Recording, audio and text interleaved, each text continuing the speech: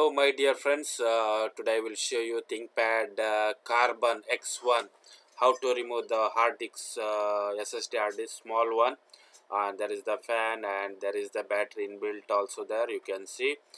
So here the 512 GB hard disk, you can see the longest, and there is one screw is there, so it is mentioned right, SSD hard disk. So very easily you can remove the hard disk, especially for this laptop. Fan errors and battery also see become fat, very risky. So I not touch the battery because sometime it will blast, not good. So just I remove the hard disk to take the backup.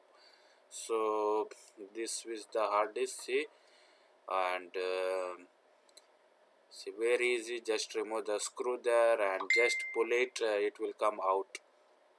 So other things I will not touch because I am not a perfect technician.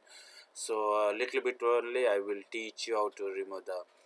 So this is the Lenovo ThinkPad, especially ThinkPad Carbon X1. So very thin and very good, 16 GB RAM, a very speed and inbuilt battery also. For this laptop having issue with Windows, and so now I remove the SSD hard disk. You can see here 512 GB hard disk, and not like SATA, but SSD is small thin. So there is the connector, see, you can see there, but suddenly you cannot find, but you should remove the black panel. If you like my video, please subscribe Robert News. I need your support on my channel. Thanks for watching and keep support.